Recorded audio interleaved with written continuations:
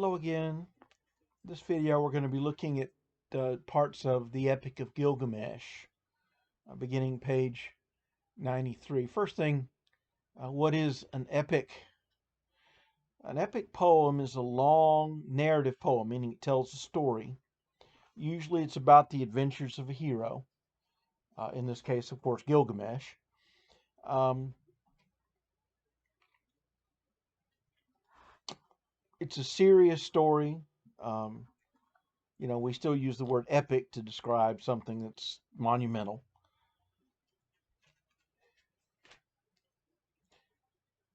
And it was originally intended not to be read, but to be sung. Um, the ancient cultures were oral cultures. The fact is that most people couldn't read and write. Only a handful of people, the scribes, could read and write, and that gave them great power. The and these stories were sung for entertainment. This is the ancient equivalent of TV or streaming video. Remember, none of those technologies exist. Um, in fact, some of us are old enough to remember when television was black and white, and you had three channels if you lived in a big city. If you lived in a more rural area, you might only have one or two. I remember going to see a great uncle, and they got one channel in Panama City, Florida, and so your only choice with the TV was on or off.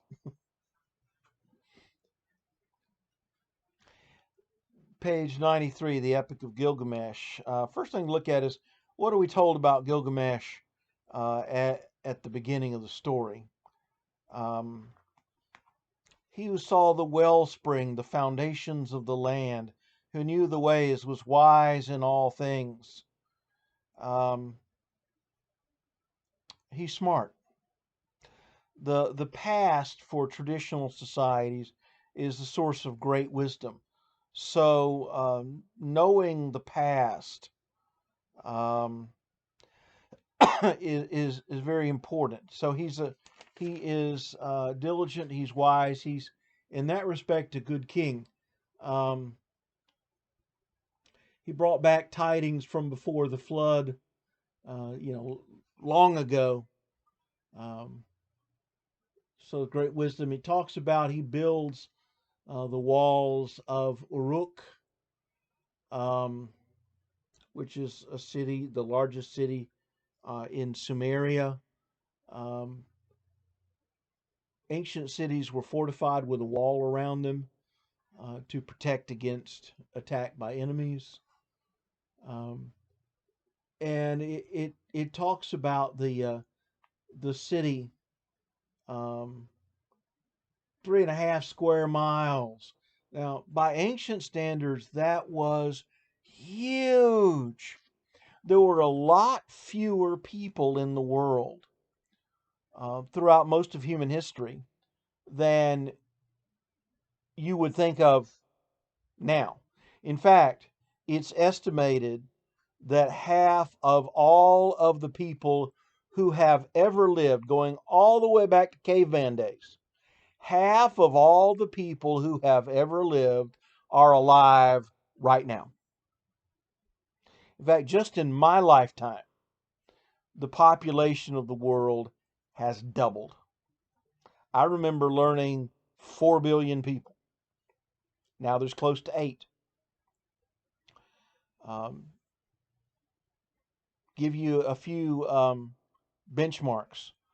Um, at the time of the American Revolution, okay, 1770s,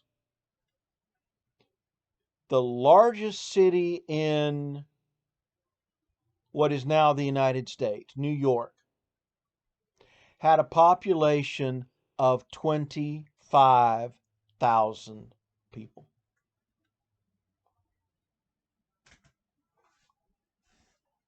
That's Ruston. Okay. Roll the sidewalks up at 5 o'clock in the afternoon, Ruston. Biggest city in what is now the United States. Um, I didn't grow up in Louisiana, but I remember looking at my kids' Louisiana history book when they were in junior high.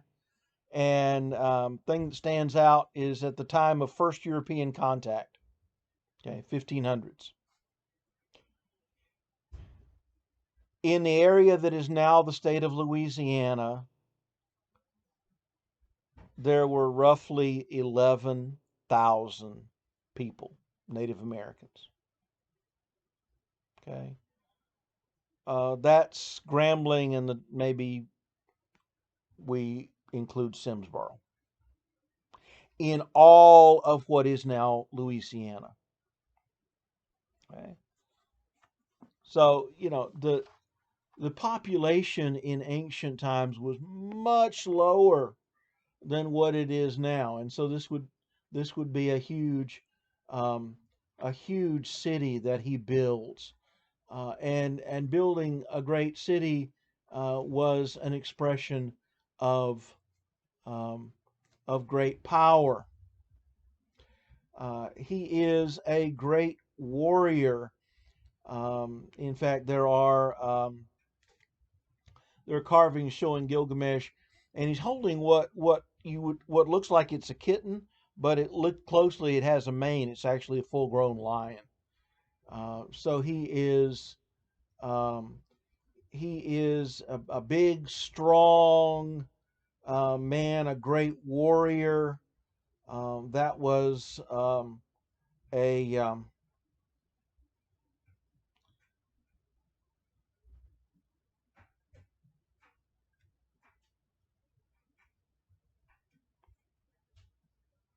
an expectation for a king. Ancient kings often led their armies themselves in battle. Um, he is said to be the son of a king called Lugalbanda. Uh, his mother Ninsun is actually a goddess associated with cattle. Um, and at the top, very top of page 95, 2/3 of him was divine, 1/3 of him was human. Now, to me, that's a little puzzling statement because if your two parents are of different ethnicities, you're half one, half the other, right? Uh, you know, a generation back, you get four grandparents, right? So that's fourths. Uh, I don't, I don't see how you get thirds anywhere. I get halves, fourths, eighths, sixteenths as you go back, generation. What I think we make of this is that he's more like a god than like a man. Okay. Now, he does have a flaw. And in lines 55 to about 65, it talks about him as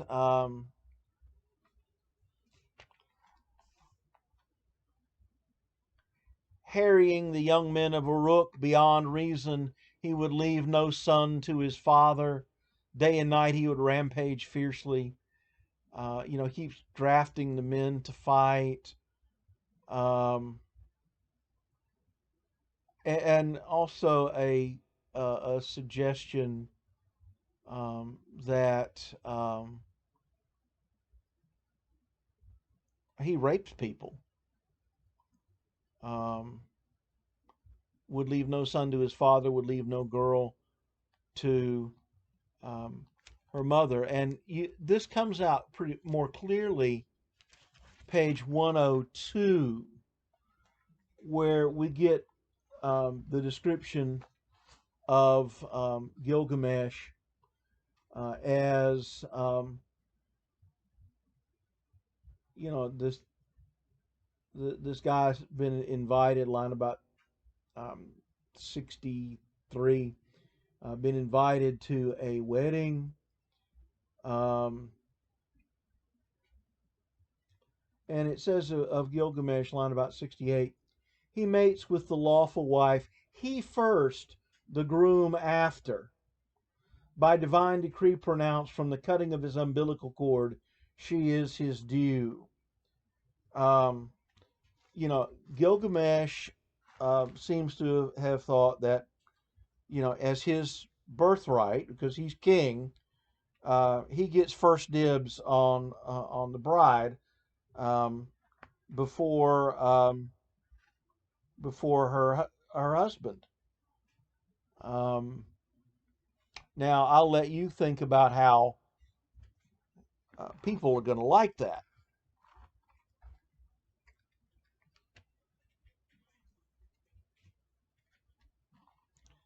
Guys, I'll let you think about how you would feel if the king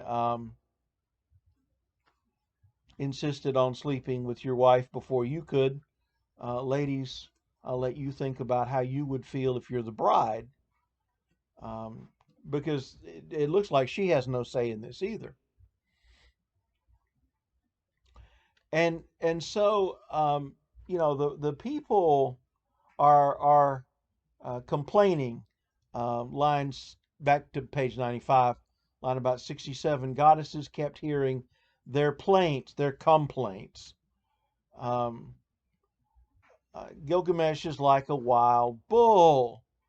Um, and so the gods decide to create a counterweight.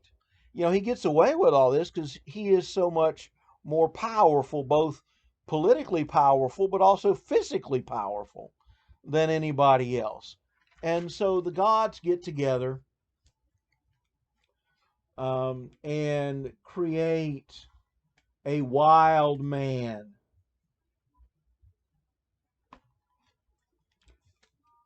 Page 96,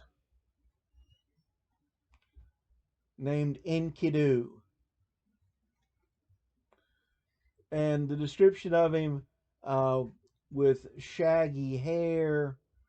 Um, in Mesopotamia, men not only cut their hair, they shave their heads, probably to avoid lice. And he has long hair like a woman. He lives out in the wilderness, um, dressed as animals do. Well, what do most animals wear?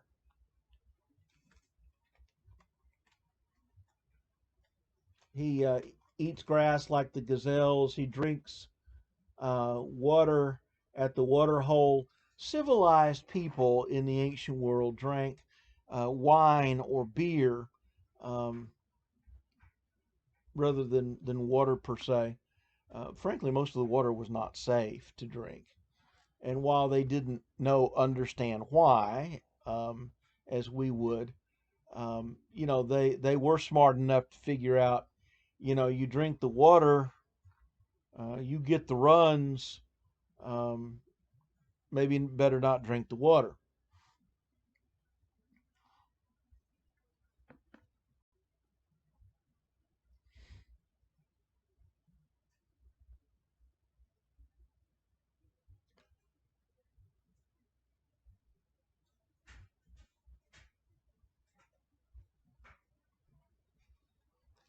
And I think between them, Enkidu and Gilgamesh tell us something about human nature.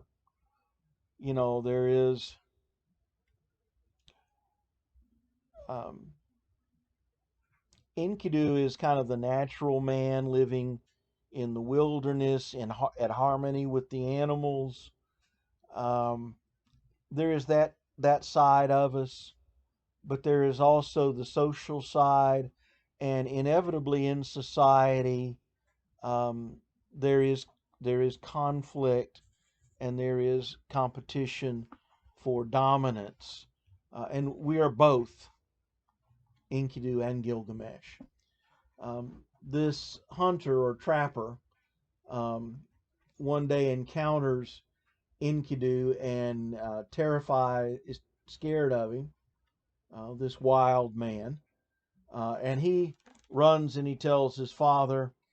Now, one of the features of the Epic of Gilgamesh, because it is oral literature, is you get a lot of repetition, almost like a stanza.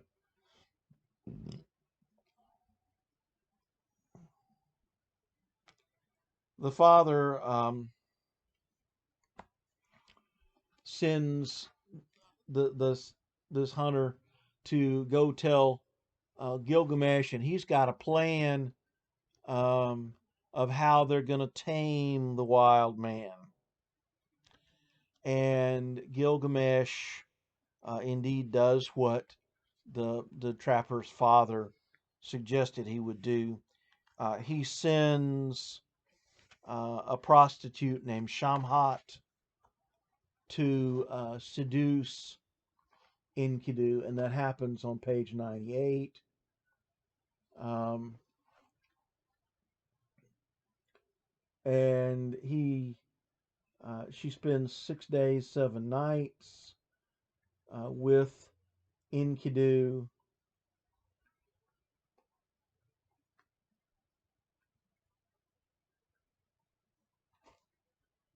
Wearing him out. Line 191. Enkidu had spent himself, his body was limp, his knees stood still. And when he goes to back to the wilderness, the animals now are afraid of him because he is changed. And he cannot run as fast as he could before, but he had gained reason and expanded his understanding. Enkidu's relationship with nature is changed because of his encounter with Shamat. Ladies, you have tremendous power because you have something that men want.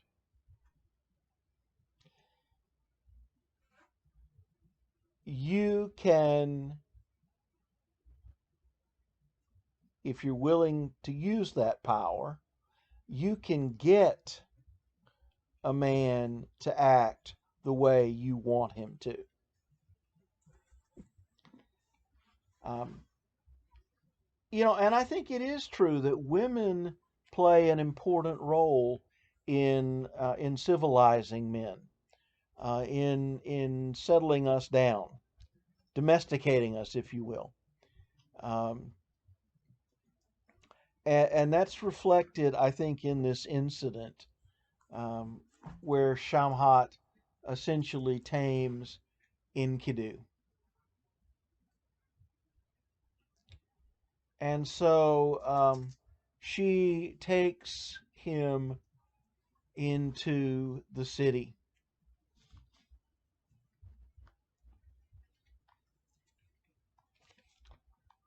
And introduces him to city life.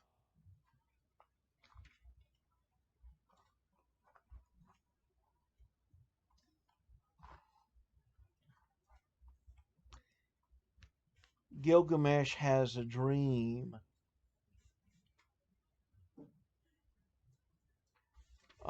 that indicates that he is going to encounter a companion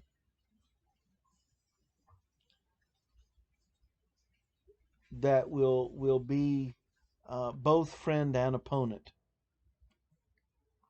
kind of foreshadowing what is to come.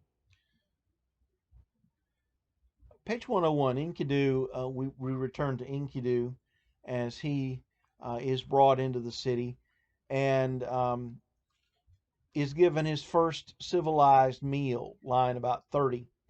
They set bread before him, they set beer before him. That's what, people ate every day.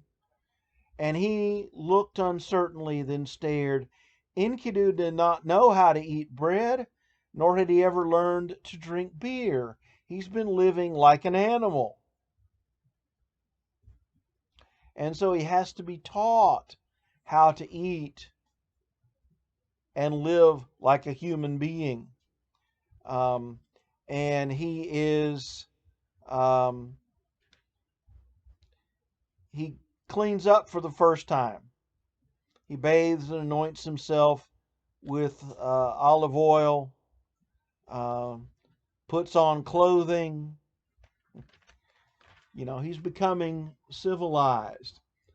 And it's Enkidu who is told of Gilgamesh's arrogance in the passage on page 102 that we looked at earlier. And Enkidu, page 103, confronts Gilgamesh, stops him from sleeping with the new bride. And they fight.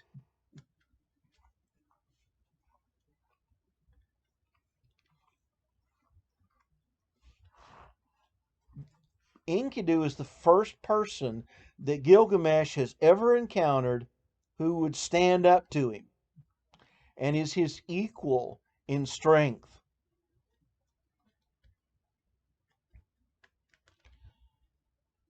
And after they fight,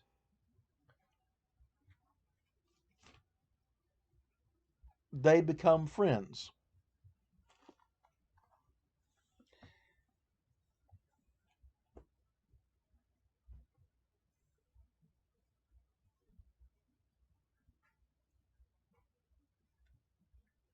Is that possible?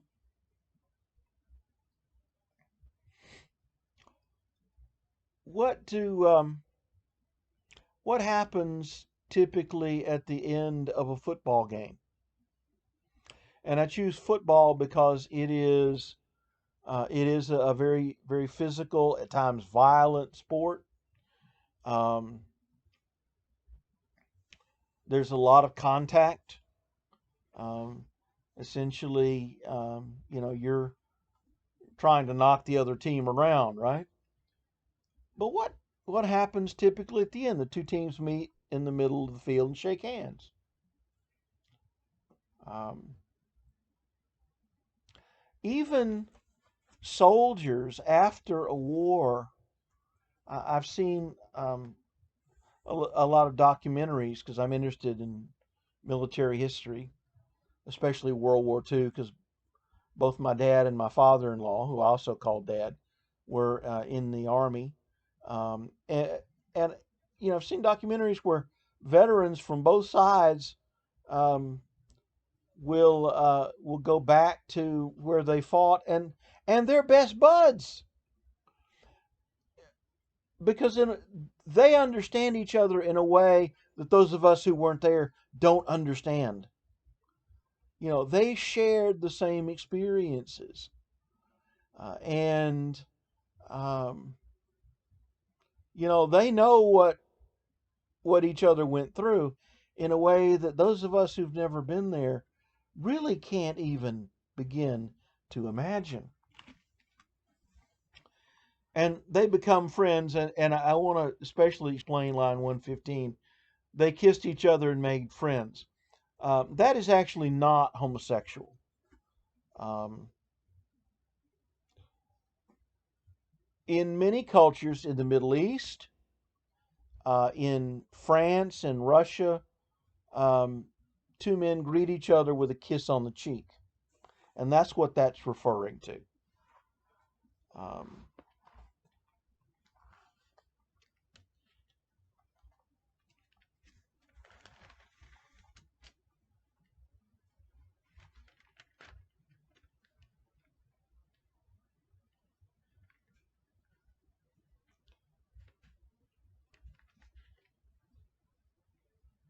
Enkidu, though, is unhappy. He's lost something in the process of becoming civilized.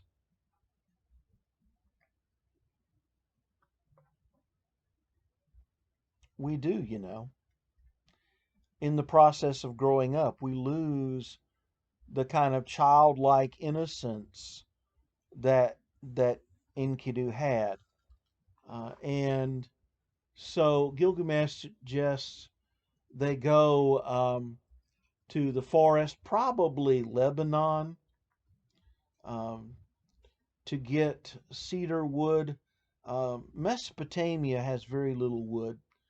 And so they go to the forest um, where this monster Humbaba lives. I love that name.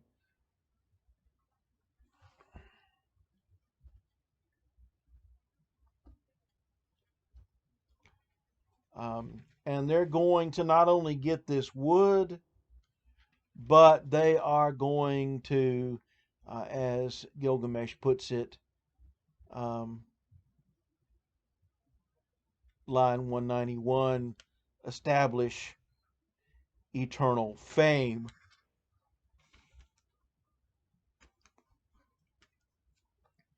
And and so the elders advise Gilgamesh, um, page 106, don't just trust in your strength alone.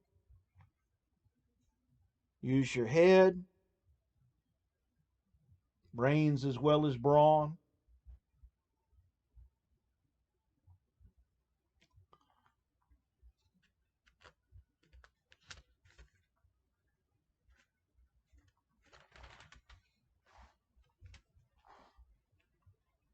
They take turns really kind of encouraging one another as suspense builds, um, as they approach the upcoming fight with Humbaba, whom they defeat. Um, page 112, the brackets with the three dots in them, that's where the tablet of this manuscript is broken, and so part of it is missing. Um,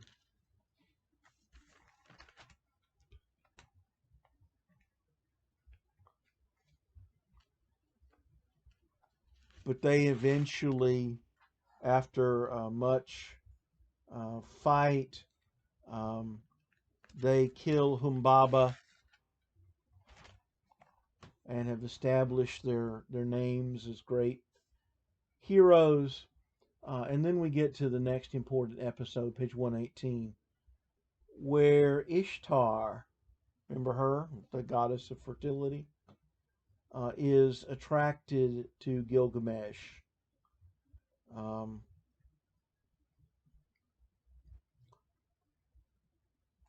but he rejects her.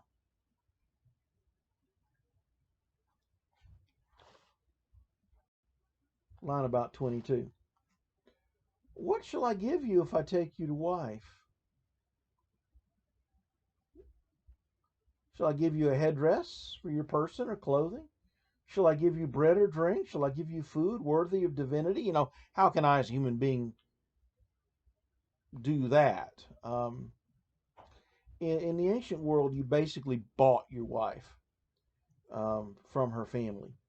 Um, but, what do you give a goddess for a wedding present? But more importantly, I think, what would I get if I marry you? You are a brazier that goes out when it freezes. You're a furnace that goes out when it's cold. Well, isn't that when you most need a furnace? A flimsy door that keeps out neither wind or drought. A palace that crushes a warrior.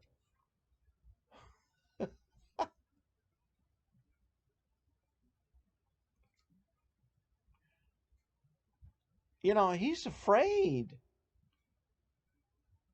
of what would happen to him if he marries her. Line 39. Which of your lovers lasted forever? Which of your heroes went up to heaven? Come, I call you to account for your lovers. For Dumuzi, your girlhood lover, you ordained year after year of weeping. You fell in love with a brightly colored roller bird, then you struck him and broke his wing. In the woods he sits crying, my wing, my wing. You fell in love with the lion perfect in streak. Then you dug for him ambush pits, 7 times 7, lots of them. You fell in love with a wild stallion, whip, goad, and lash you ordained for him. Her lovers have a way of turning up dead or worse.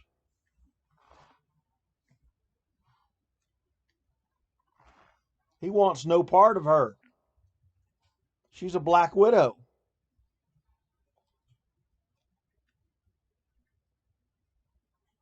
The black widow spider, after mating, the female eats the male.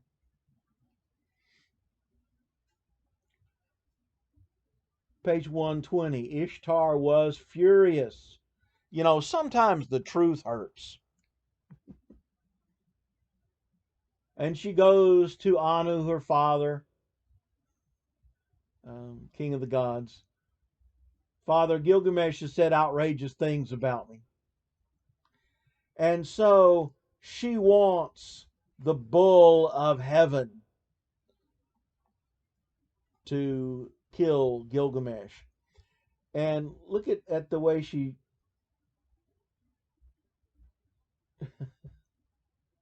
look at the way she talks. Line 91. Well then, Father, pretty please the bull of heaven, so I can kill Gilgamesh on his home ground. If you don't give me the bull of heaven, I'll strike the city earth to its foundation. I'll raise up the dead to devour the living. The dead shall outnumber the living. She's acting like a spoiled brat or Donald Trump after losing the election. She's threatening all kinds of temper tantrum.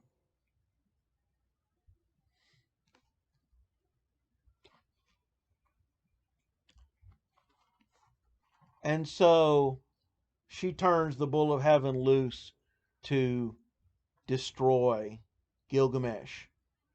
But Gilgamesh and Enkidu, working together, kill the bull of heaven. Line 137.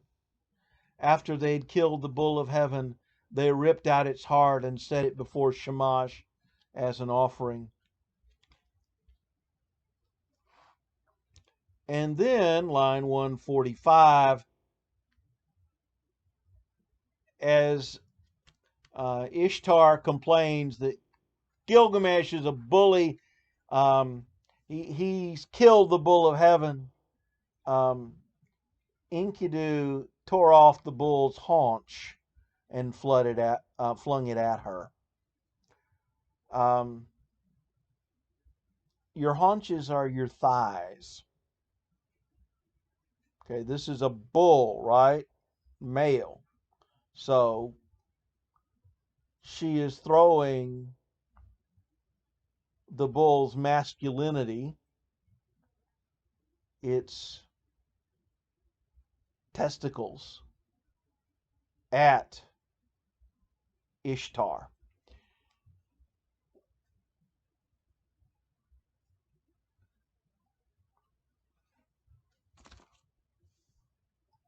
The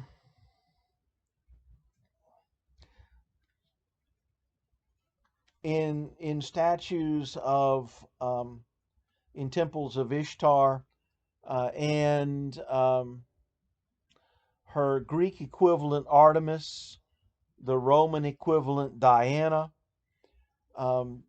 bulls would be sacrificed and their testicles draped, put on the statue of the goddess. And this may be the origin of that. And Ishtar calls the cult women, prostitutes, harlots, the temple priestesses to lament, to grieve the death of the bull. Remember, fertility worship involved sexual activity to make sure the crops would grow.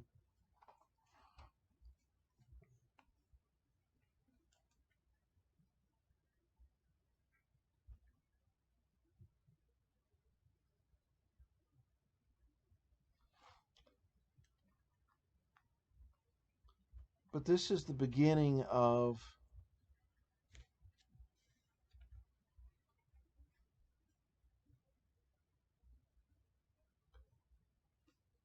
the end for Enkidu. He has a troubling dream.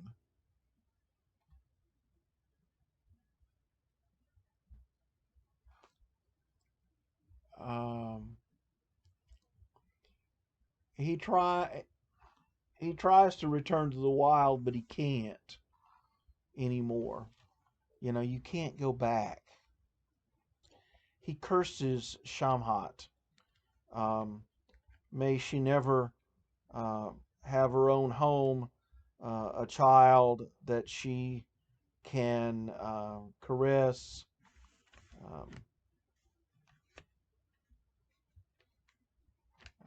that would be a terrible thing, the worst fate of all in a traditional society where you lived on through your children.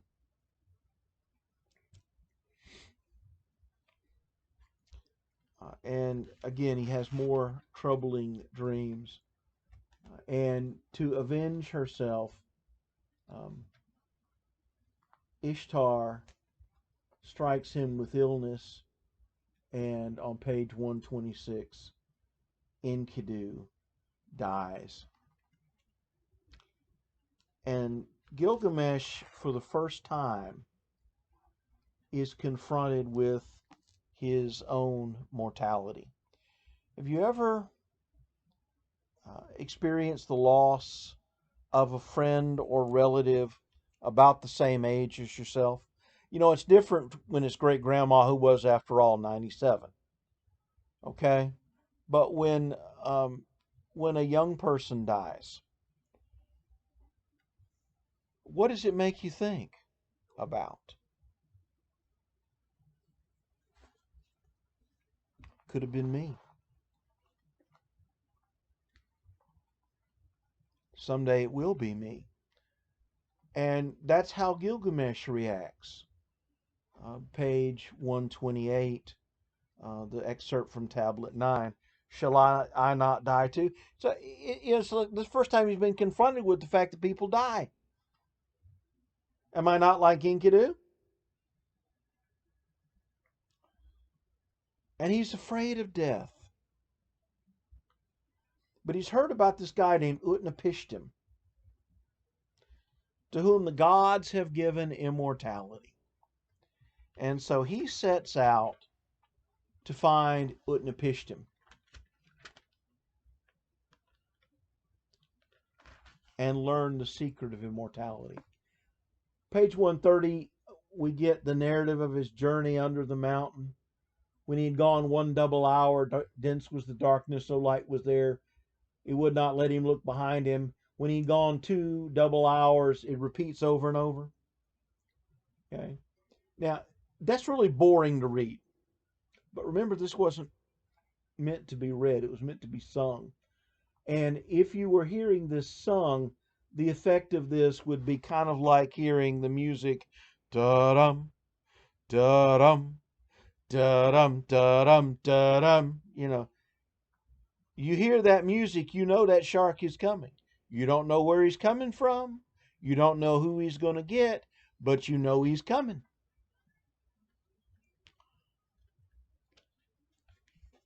On his journey to Utnapishtim, he encounters all kinds of people and critters, um, warning him against his quest.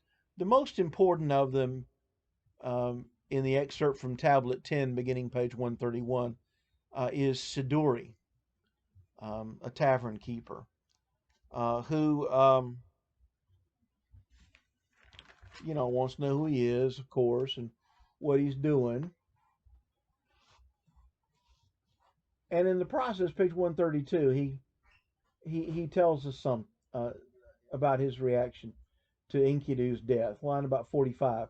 My friend whom I so loved, who went with me through every hardship, Enkidu whom I so loved, the fate of mankind has overtaken him. 6 days and 7 nights I wept for him. I would not give him up for burial. If any of you have taken psychology, you may have learned about the stages of grief. And one stage is denial, where it just doesn't seem real, doesn't seem possible.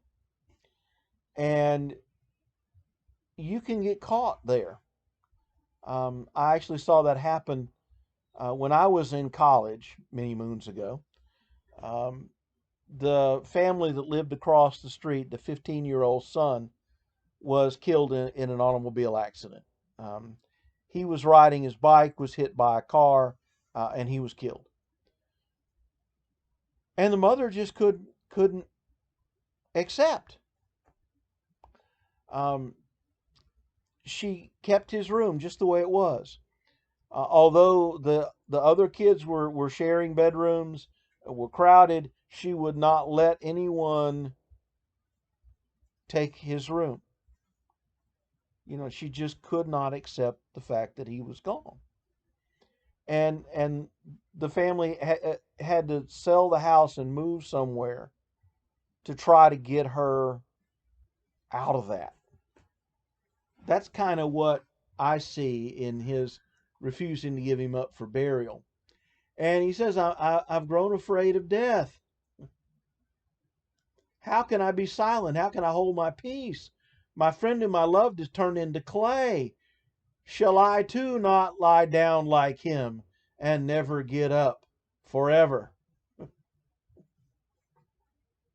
You know, he's confronted for the first time with his own mortality. And Siduri's response to him is in many ways the message of the Epic of Gilgamesh. Gilgamesh, wherefore do you wander? Wherefore does not mean where, it means why. You know, you've probably heard the line from Romeo and Juliet, Romeo, Romeo, wherefore art thou Romeo? She's not asking where Romeo is. She's asking, why did I have to fall in love with him? Because his family and my family are enemies. You know, why did it have to be Romeo? Why are you wandering? The eternal life you're seeking, you shall not find. When the gods created mankind, they established death for mankind and withheld eternal life for themselves. Only the gods live forever. Human beings die. Okay? Last time I checked, the mortality rate for human beings was 100%. Okay? The chance that you will die is 100%. So how do we live? As for you, Gilgamesh, let your stomach be full. Always be happy night and day, and make every day a delight. Night and day, play and dance. Your clothes should be clean. Your head should be washed. You should bathe in water. Look proudly on the little one holding your hand. Okay? Who is that little one holding your hand? It's your child. Let your mate be always blissful in your loins. This then is the work of mankind. You know, a lot of students want to make everything ancient Egypt. And Mesopotamia and Egypt could not be more different on this point. For the Egyptians, life continued after death, and they had elaborate rituals that we talked about as we were looking at Egyptian literature for that, to ensure that you lived on after your death. For the Mesopotamians, there is no such thing. If you survive at all, it's a shadowy existence underground eating clay. And even that doesn't only last as long as living people remember you. Okay? Now, for everybody, there comes a point where there's nobody left alive who remembers you alive. I I can remember my great grandfather who lived to be 94. He was born in the baby boom after the Civil War. Um, Middleton Miles Allen, we called him Pa Mid. I was about 5 or 6 when he died. I can remember him bedridden as a very, very old man. My brother is 8 years younger than me. Pa Mid had died before he was born. So I am probably the youngest person on earth who remembers him alive. Now, my younger daughter is interested in genealogy. She's actually researched our family tree. She lived for a while in Chattanooga, and so went to Summerville, Georgia, where Pa Mid lived, has been to his grave, all that. But she doesn't remember him alive. Um,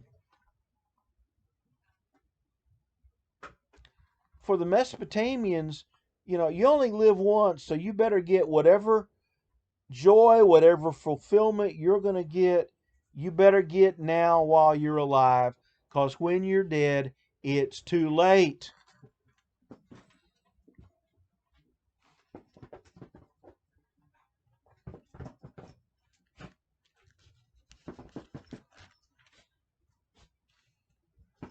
Gilgamesh eventually reaches Utnapishtim. Um,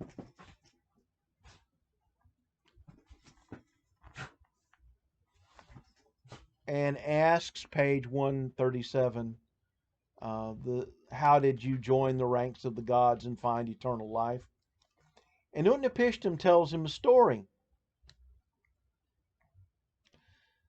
about how the gods resolved to send the deluge, a flood. And one of the gods warns him by speaking to his reed fence, line 20. Pay attention, O reed fence. Pay attention, O wall. O man of Shurapak, son of Ubartutu, that's Utnapishtim. Wreck your house. Build a boat. Forsake possessions and seek life. Reject belongings and save life. Take aboard the boat seed of all living things. And so he builds this boat.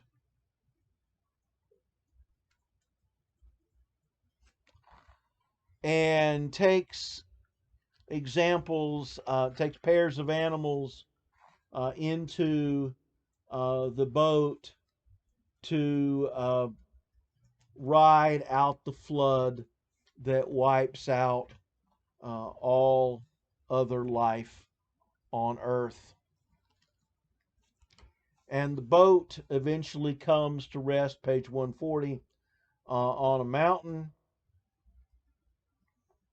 And he sends off a series of birds which keep coming back until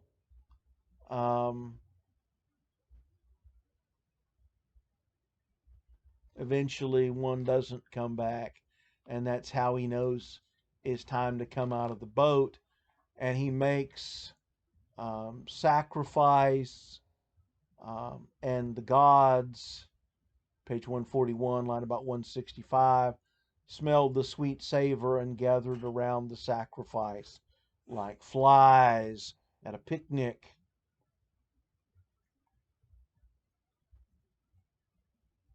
Does that story sound oddly familiar to anybody? Have you heard that story before?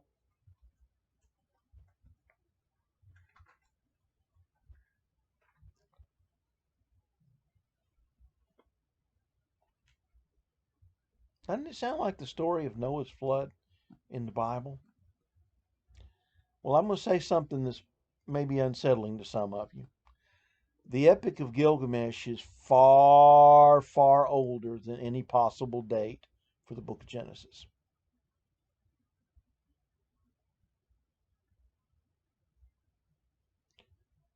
So, how do we explain this story appearing both places?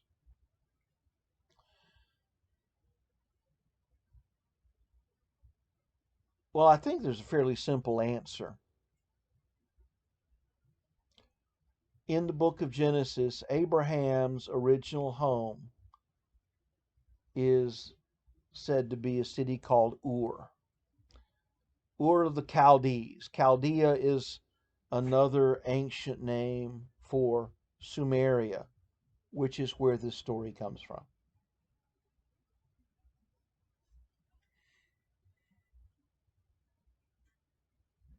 And so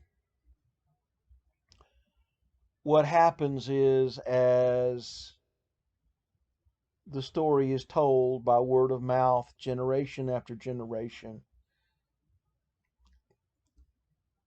in these two groups of people, the Mesopotamians and the Hebrews, the story slowly morphs. Have you ever played a parlor game? I've heard it called Rumor. I've heard it called Telegraph, um, where one person whispers something in the ear of the person next to him, who repeats it then in the ear of the person on the other side, and so it slowly goes all the way around the room. And then the last person says what they heard, and the first person says what they said, and it's totally different. Okay, that's kind of what happens. As the Hebrews and the Mesopotamians tell what was originally the same story, among each group it changes shape to reflect their outlook on life, their beliefs, their understanding. And for the Mesopotamians, the gods are capricious.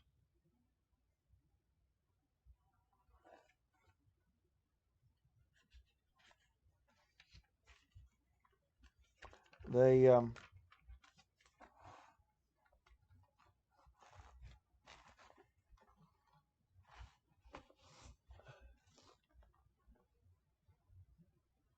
and because they regret that they killed everybody, they make Utnapishtim and his wife um, have eternal life.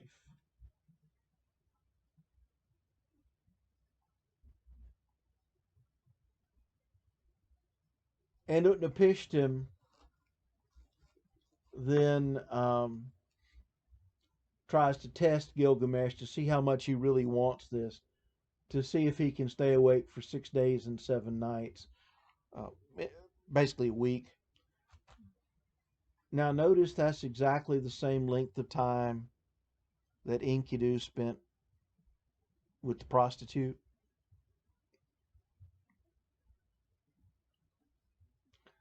Uh, he goes to sleep and sleeps. Each day they put it says a loaf of bread. It's not a loaf of bread like we would use, something more like a biscuit, um, to see how long he slept. But the climax of the story, page 144, Utnapishtim tells Gilgamesh a secret. There is a plant that lives on the bottom of the sea.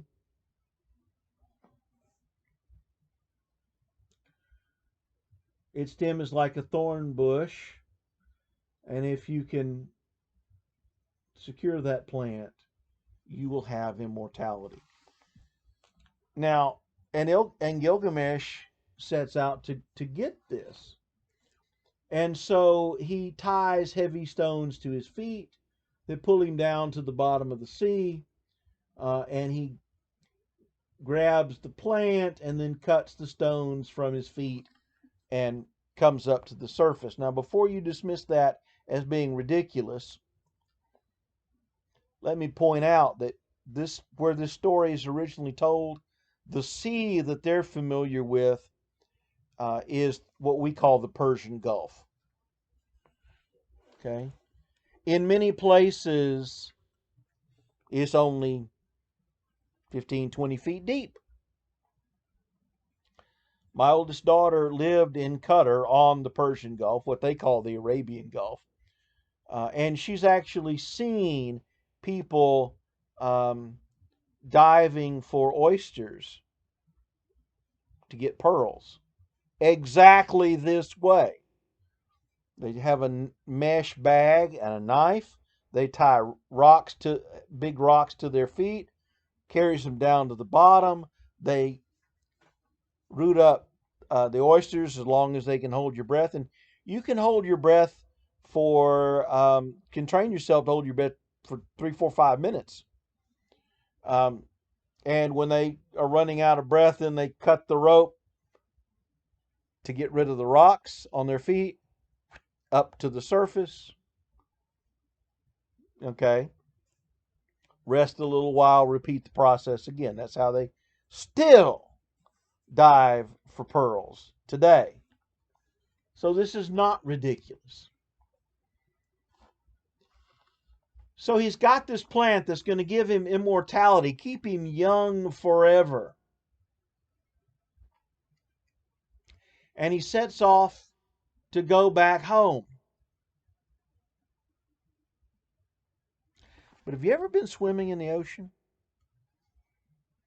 What happens as that salt water dries on your skin?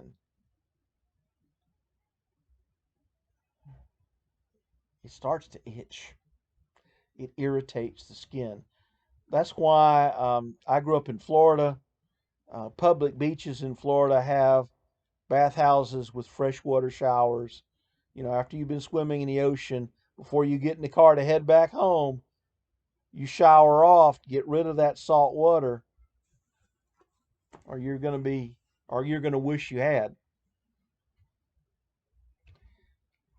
Line about 306 on page 144. Gilgamesh saw a pond whose water was cool. He went down into it to bathe in the water, wash off the salt. A snake caught the scent of the plant. Stealthily it came up and carried the plant away. On its back it shed its skin. And Gilgamesh sits down weeping because he has lost this plant that was going to give him immortality. Does this story sound oddly familiar? A man has access to a plant that will help him live forever, stay young forever, and he loses it because of a snake.